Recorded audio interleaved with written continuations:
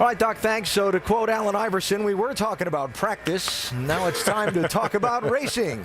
The 10-month journey to the NASCAR Nationwide Series Championship takes a few twists and turns. Today, the usual diet of going fast and turning left, getting spiced up with the hills and curves of the Watkins Glen Road course. A very high-speed place where those baby blue guardrails are just looking to eat up a race car. And what a field. The usual contenders, Kyle and Carl, Kid Keselowski, and a host of Cup invaders like Kevin Harvick, and some road course aces like Robbie Gordon, defending winner Marcos Ambrose, and a fast fellow from Canada who's won this race 3 times before.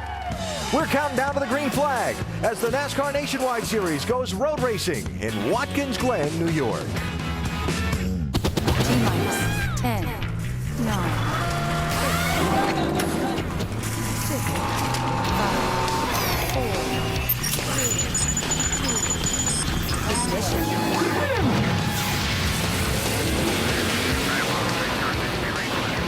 ESPN welcomes you to NASCAR Countdown. It's race 22 of the season, the first on a road course this year. 200 miles over the twists and turns of Watkins Glen, a very fast track where it's already been a very action-filled weekend. Want to know how tough this place can be? Well, watch this. Jason Leffler, 4th in points during Friday's final practice. Coming off of turn 9 and wham! A wicked crash that destroyed Leffler's primary car, but fortunately left the driver uninjured. He'll start 28th in a backup car.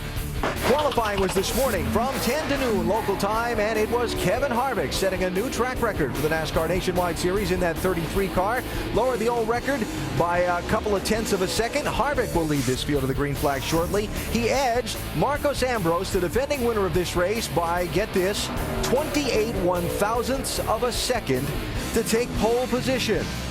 And third fastest in qualifying was Robbie Gordon. Always a factor here, lining up today on the inside of row 2. Let's hear from Robbie with Jamie Little. Every single race he started here in the Nationwide Series, he has started top 10. So you have your track position, Robbie. What is it going to take over these next 82 laps to get you into victory lane? Well, the first thing is to make it 82 laps. That's what seemed to bite us the last couple of years. We had some bolts actually strip out last time to hold the radiator in. Got a good fix for that. You know, the guys are doing a really good job as far as maintenance the cars. So now we just got to hope that we dotted all our I's and crossed all our T's. As far as speed, I feel really good. I feel like we're there. It seems like our car gets faster on the long runs, like Kevin Harvick. Marcos Ambrose lap in qualifying was really impressive. I was surprised we got down there as close as we did to him because I thought that was going to be unbeatable. But you know, I feel good with the Hard Rock Toyota, and I think we'll do a good job. Well, he's considered a road course ace. 3 top 5s here. He's looking for that first win. Alan? All right, Jamie, thanks. A NASCAR Nationwide Series race on a road course always brings out the ringers, guys who've made their name in road course racing and who are a little more used to turning right and shifting gears. Some names you'll see in here today, not normally in a weekly Nationwide Series field, include Justin Marks from the Grand Am Series, Antonio Perez from Mexico, and Rapid Ron Fellows, who starts the Dale Jr. Rick Hendrick 5 car from the 10th spot. Shannon?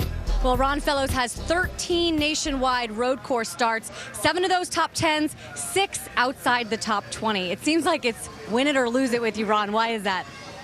Well, that's why we're here, to try to win it. I think there's probably a few in the early years where we may have DNF'd 1 or 2, but yeah, I've been pretty fortunate. You know, with Joe Nemechek's team and working with Brian Patty, and now again with Dale Jr. another win. Rick Hendrick and with Brian Campy. Common theme there, Brian's. Yeah, the car's pretty good. So we're looking forward to sticking around. We'll look at the weather and see what's going to happen. And yeah, it's going to be fun. It's always great here at the Glen. Love the high-speed corners, and it's also makes for a really good race. Another common theme for Ron Fellows is this is the same car that he won with in Montreal. Alan? All right, Shannon, thanks. And the most recent winner in the Nationwide Series, Brad Keselowski. They're looking at some rain tires. The 25-year-old Michigan native locked up in a duel with this series' most dominant driver last Saturday at Iowa.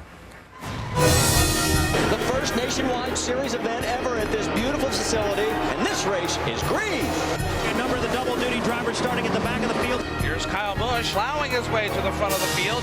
That 33 car is flat on the move. As the battle for the lead is on in 2. Go, come on. Kevin Harvick in the 33 is behind the wall in the garage. Caution is out. There's a car up into the wall in turn number 2. We can't give up track position. I can't beat them if I do the same thing they do. Oh, Keselowski stays out, thanks everybody. Well, it could be a sitting duck or it could be a stroke of genius. Busch just to the point here in Iowa. 88 car getting his nose underneath Kyle Busch. It's not over. It's a drag race. The 88 of Brad Keselowski with a second win and an inaugural win at Iowa. Oh, yeah! Exciting win for the 88 and Brad Keselowski last week in Iowa. You can't get much more of a different circuit than where we are this weekend at Watkins Glen. What's been the biggest challenge for you in being a good race car driver here at Watkins Glen, Brad?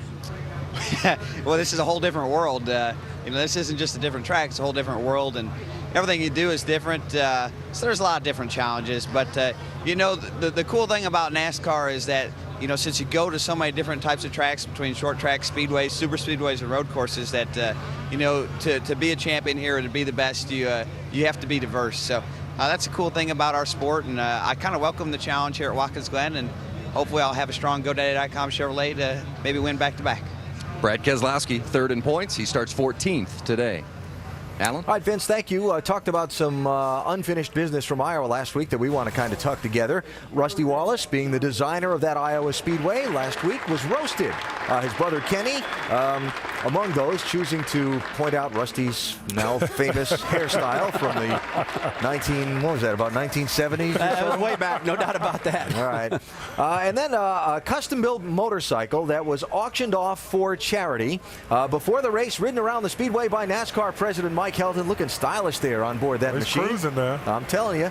And inside our ESPN pit studio with two-time Watkins Glen winner Rusty Wallace and Brad Daugherty and Mike Helton, who's joined us, and a little unfinished business from last week, Mike. Yeah, just we had our NASCAR Foundation board meeting Wednesday, and Rusty's a board member, and Betty Jane France presented Rusty with this plaque of thanks for all the effort that he personally did to make that Rusty Roast very successful for not just Iowa, but for the NASCAR Foundation and everybody that benefits from the foundation. So we wanted, and thank you for giving us the opportunity to make this a little more public. And Rusty, present this to you in front of your audience, so to speak, and your peers here. And again, tell you how grateful we are for your commitment to the NASCAR Foundation and to NASCAR as a business and a sport. But also, in a way, congratulate you on a very successful weekend last weekend in Iowa. So thank you. Well, Mike, I appreciate it a lot. It was a great week, and everybody knows the foundation is really gaining some traction. It's an awesome company, and I'm just glad to be involved with it. We are raising a lot of money, and we're able to raise some money here at Iowa, over $300,000, and above that, we had a great race in Iowa too. That was fun, and I appreciate this. It's a heck of an honor for me. And if this team owning and broadcasting thing doesn't work out, you could always be a model too. Is it true that this is the best side of home? Vanna White may be in trouble. Mike, we just saw Brad Keselowski looking at some rain tires. Yeah. Goodyear's brought a new generation of rain tire here for today. That's the plan for the Nationwide Series, correct? That's correct. Not for the Sprint Cup Series for tomorrow, though. That's correct. And why the difference? Well, the concept of the wet tire started with the Cup Series. Gosh, it's been, 12 years ago or 15 years ago now, Rusty, if you remember when we went to Japan, we took a wet tire over there because we had to get done and come home. Oh, yeah. That transferred over to, well, why couldn't we do that at Watkins Glen or Sears Point? Of course, it doesn't rain much on us at the Infineon, but so for several years, we anticipated the possibility of using them on the Cup side. As time went on, and the thought process around that was, and the sport grew, the stakes around the Cup Series grew. We thought, okay, the fans expect this race in its best scenario, and all of our races should be. So we need to do a little bit more due diligence on how to get this right, and so we backed away from the Cup side. We put it as an option on the Nationwide side. Primarily, it came back when we went to Mexico City and had the time constraints of getting in and out of there. So we applied it back to the Nationwide side as a fallback there, and says, okay, well, if we're going to do it down there, then let's be ready to do it at Montreal and be ready to do it at Watkins Glen. We used them last year at Watkins Glen on the Nationwide side. Got a lot of experience. Goodyear did, the teams did, NASCAR did, and so we continue to use them as a nationwide element. but not yet again brought them into the Cup side for no other reason other than just a business decision right now. Yep. Not to say that one day we will not use them on the Cup side again, but right now it's a nationwide issue. Mike, talking about the nationwide cars, a lot of people are talking about the new nationwide car tomorrow. Where's the schedule on that stand right now in NASCAR's eyes? Yeah, we're really close, and I think you guys talked a little bit about it in Iowa last weekend on the broadcast that we, about 10 days ago, had a meeting with a group of nationwide car owners and vented out the issues around the car and particularly on the rollout of the car. When is the smartest, or what is the smartest rollout for the nationwide garage? And the car owners are obviously the principal voice in all of that. And so we walked away from that meeting. We'll have an answer really quick. Really soon. It's not quick enough, or we've already made one, but we'll have an answer really soon. And you know, we probably walked away from that meeting with a bit of a modification on what we thought. The schedule will probably be backed up a little bit, but sometime in 2010, where it does make sense, where it starts, where it runs, and then where it flows from there, we'll come up with an answer pretty soon. Thanks for the time to answer a couple questions. I know you got a race to run, and we got a race to get ready for too. Appreciate it. Thank you. Thanks a lot, Mike. Appreciate that. Mike Helton, the president of NASCAR, with us on NASCAR Countdown from Watkins Glen. Still to come, we are going to talk a lot about road course racing and what it's going to take to win today, from the key corners of this track to the superb strategy that will be required to get track position. And Kyle and Carl, they've been up front on most of the ovals, but what about here? Can they be kings of the road too? Kyle starts 7th, while Carl Edwards starts 11th. We will talk to both drivers. All that and much more from NASCAR Countdown at Watkins Glen. It's about time to get ready to rumble. Nationwide Series, what was a sunny, beautiful day, beginning to get a little bit overcast and cloudy. We'll keep an eye on the radar as the event unfolds. A look at the leading winners in the NASCAR Nationwide Series where road courses are concerned. 3 of Ron Fellows' 4 wins happened at the Glen, while Terry Labonte won this race 3 years in a row at 1 point and 4 overall. And then there's Kevin Harvick with 2 road course wins. He won Montreal and Watkins Glen back-to-back in 07. He starts on the pole today, Dave.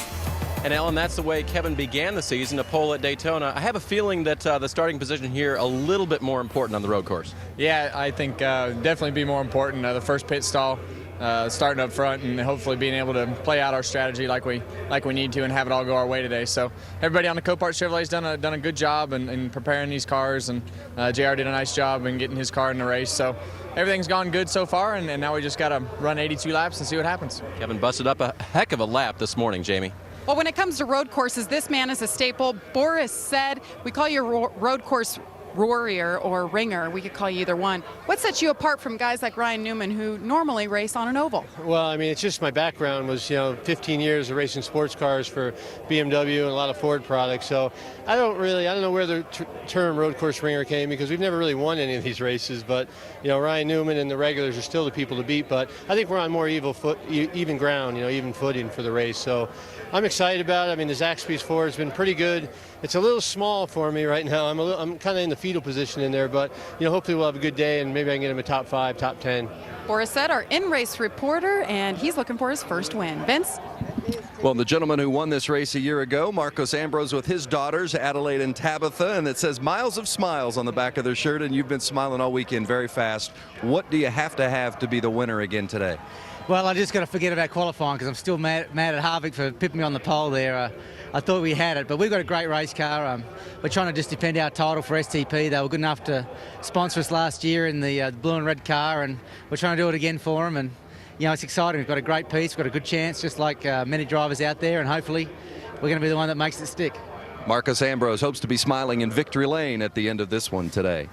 All right, Vince, thanks. Let's take a look at the track that'll challenge these drivers. This Watkins Glen layout includes the boot section that was used for sports car and IndyCar races, but not for NASCAR, so take that part away. It's a 2.45-mile lap with 11 turns and a good bit of elevation change, too. Turn 1, a critical spot. Oh, turn 1 is a very, very critical spot. Watch them dive down into turn 1 here. You got to get in it. This is a place where you can really pass, but you can really crash, too. And you got to be careful getting to this corner just right. Now, let me show you the wrong way to do this. Take a look look at Carl Edwards and Clint Boyer. Oh, bam! Let me tell you, that's not the way to do it right there.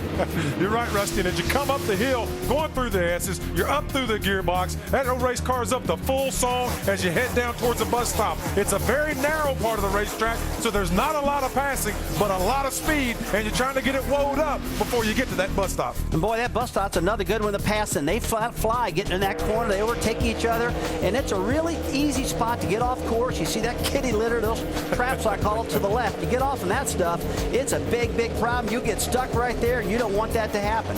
And when you come off the exit of that outer loop, if it gets bad, it gets bad. Oh, man, you get off in that grass. Look at Jason left. Wow. Tore that car up to pieces. And that turn 9, if you get too wide, it'll eat you up. You got to be careful right there. You've been all four corners of that race car. Then you come down to where the gravel pit is. You really have to be careful. It's a great opportunity to pass, though, if you can get it braking. If you can outbrake the car going into the corner, as you see right here. Watch the 48 car. Well, he's woed up, slides right under, slides right up in front, and he takes the spot. If you come in there too hot, though, you're going to go out, you're going to eat a little grass, you're going to grab a little bit of gravel. It's going to be a long day, Rusty. And you got to stay in the throttle, because if you don't, you'll get stuck in that stuff, and you'll have to come get you out of there with a wrecker. Hey, look at all those rocks on the track. Oh, that'll man. blow tires out. But I tell you, that is a tough corner right there. And around turn 11 and back to the start-finish line, and guys, that's an eventful lap at Watkins Glen. You get to do it again. And then that turn 1 that we talked about being so critical, especially with the shootout-style restarts now. We all agree it's going to be wild, right? Oh, you had to start something there, Alan. I'll tell you, they're going to be side by side. I predict late in the race, the last 30 laps, when these guys are low on brakes, there's going to be some big crashes, Brad, right there. They need to get me some oxygen up here, because I'm going to be holding my breath every time these guys barrel off down there. I was talking to Denny Hamlin yesterday, and he said, man, I don't know what's going to happen. All I know is you can't lift and you can't be last. It's going to be big. Now, strategy is always crucial in these road course races. Getting it just right is very difficult to do, but that strategy is different than an oval race. For that, let's go upstairs, bring in our champion crew chief, Andy Petrie, who was in the booth getting ready to call this race. And Andy, what's different and why? You guys are having too much fun down there, Alan. Hey, the big thing about strategy on a road course is you can pit under green without losing a lap if you're within about 20 seconds or so of the leader, and that's what makes it all work, because if you can get in there, get your pit stop made, get back out on the track, you don't lose a lap. If that caution comes out, you're able to catch right back up to the field and make up all the track position you lost when you made that pit stop. Want to use a little bit of video from last year's race, Andy, just to illustrate how the thing's going to work. This is last year's race. The eventual winner, Marcos Ambrose, pits here under caution at lap 12 in the race. And then he and the other leaders, including Johnson, came in again under caution at lap 42. Some made it to the checkers, some didn't. Yeah, they were planning on getting more caution laps to try to extend their fuel range and mileage. They didn't get those last year. And Jimmy Johnson, you see right here, he runs out of fuel and had to make that late race pit stop and just knocked him completely down in the standings. So that same thing happened to Jeff Burton, but it did allow Marcos Ambrose. He had enough fuel and they had enough range in that tank to make it to the end. And that's just a key part of road course racing, Alan. So a key thing for late in this race, counting caution laps after we see what we believe the leader's last pit stop has been. Yes, because those caution laps, you use about half the amount of fuel under caution that you do under green. That extends that range. That's why you see these guys gambling. Even though they may not be able to go but say 35 laps, they may pit with 37 laps to go, counting on those caution laps. Andy Petrie, we'll talk to you in just a couple minutes. Okay, Alan, thanks. He wasn't wearing that tie a few minutes ago. He's quick. Very nice. He's like Batman. As the finish of last year's race here showed, fuel mileage is critical, but with all the right-hand turns instead of lefts, the fuel system's a little different on these cars. For more on that, we go to the Craftsman Tech Garage and our other champion crew chief, Tim Brewer. One of the most important aspects of road racing is making sure you get all the fuel out of the fuel cell. On all the short tracks and the speedways we normally run, we run the pickup in the right rear corner. We've got the flappers that contain the fuel around the pickup. We actually have a baffle that contains all the fuel towards the right side. But road racing, different animal. You're turning left and right, so you got the doors in the left and the right side. You're actually accelerating, which opens the door, lets the fuel come back, and when you deaccelerate, the door closes. But you have to contain the fuel around this pickup area. NASCAR does not dictate where this pickup goes. So if you manipulate it and move it around to where it picks up all the fuel in the can, you might be able to win your road race. All right, Tim, very interesting. So get all the fuel you can out. Driver introductions ongoing. You see the competitors in today's race being paraded around Watkins Glen International. How could we have too much fun? That's not possible. That's not possible. No, not at all. We're racing, man. goes racing here at Watkins Glen. Let's see, Tony Stewart's won 4 of the last 7 here. You've got on the front row Jimmy Johnson and Kurt Busch. They've tangled a few times this year. Marcos Ambrose is up there. Jeff Gordon's coming from the back. All kinds of stuff tomorrow. Watkins Glen, 1 Eastern time on ESPN. Today, it's the NASCAR Nationwide Series. Getting set to go racing. We check the championship standings for the Nationwide Series and see Kyle Busch pulling away from Carl Edwards a little bit here these last couple of weeks. 207 the gap between first and second. Season bests so far for Stephen Wallace and Justin Allgaier, equaling Allgaier's season best in points. Let's hear it from Kyle and Carl. Shannon? Well, last season, Kyle Busch was the king of the road course, winning 2 races in the Cup Series and 1 in the Nationwide Series. Kyle, for a guy who grew up racing on the Bull Ring at Las Vegas, why is road course racing so much more fun for you? Well, I mean, I grew up racing the road courses too. During the wintertime we had some, but you know, it's fun. It's just cool to go out there, turn right, turn left, and you know, out-brake people, out-accelerate people. It's just something a little different, so not growing up doing it, you know, it makes it a little more challenging. All right, good luck to you today. Kyle Busch rolls off 7th. Vince? Carl Edwards will start 11th today and chasing Kyle in the points chase in the championship. Do you have something for him today? You know, I hope so. This Save-A-Lot Fusion has been pretty good in practice. I was real slow, not real slow in qualifying, but slower than I thought we'd be. But, you know, the little bit of cloud cover here, the speeds are going to pick up, and, you know, these cars are pretty fun. So hopefully on the long run, we'll have something for him. Carl Edwards looks to get to victory lane today for the first time. All right, thanks. And you see in the truck there with Vince and Carl is Ryan Newman. James Finch, team owner of the one car, has made a driver change this week. Mike Bliss is out. Ryan Newman is in here. Clint Boyer and Martin Truex Jr. will drive that car in upcoming races. That's part of our J-Ski news and notes. Included in that, a mention of Kyle Busch saying this week that he's not going to run for the Nationwide Series Championship next year. Going to cut back the jet-setting races. Just do the companions. That makes sense. Makes sense. And Kenny Wallace going to be sponsored by some 5,000 fans who all chipped in to get his J. Robinson racing car to the Circuit Gilles Villeneuve race in Montreal, August 30th. Best fans in all of sports. He gave $100,000 yesterday. I told him, don't let that car owner spend it too quick, though. He already paid yesterday. There you go.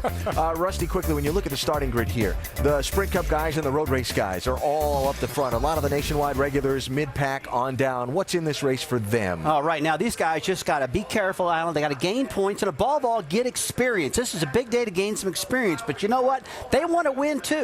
They got to stay on the course. They got to be careful out there. They got to bring that old hot rod home, I call it, not make any mistakes, and gain that experience, like I said earlier. A guy like Brad Keselowski still has a chance at this championship. It's not over. He thinks he can still win a championship, so he's going to go out and try to win this race. Driver introductions wrapping up. Drivers coming back around toward the grid. There's Mr. Keselowski and Marcos Ambrose. They're all going to be buckling in momentarily here at the Glen.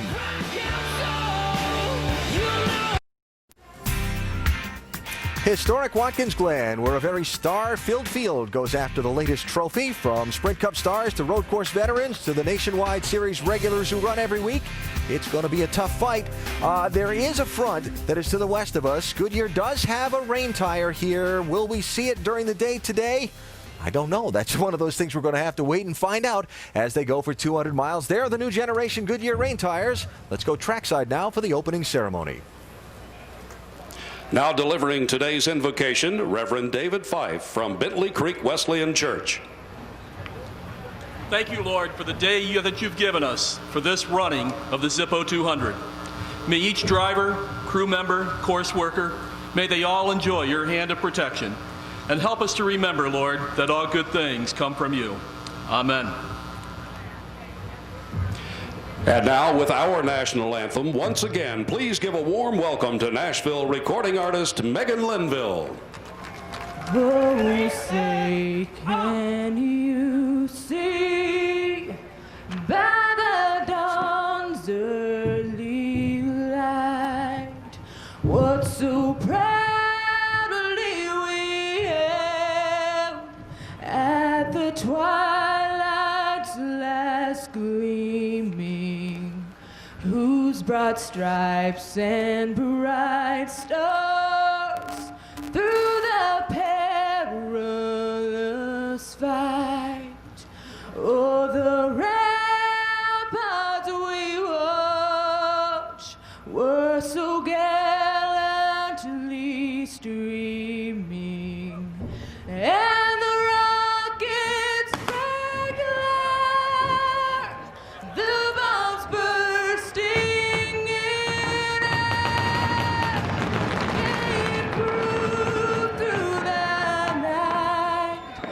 that our flag was still there.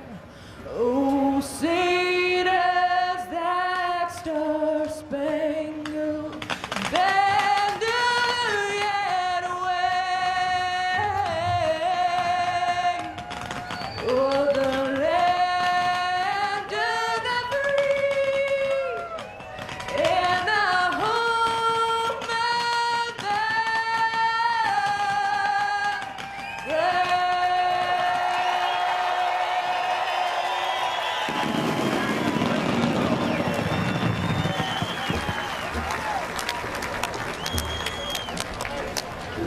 So time for the teams to go to work after their early morning in the garage and preparing for qualifying. And now we begin to find out who ends up in the gravel traps and who ends up in victory lane. What will the winning strategy be?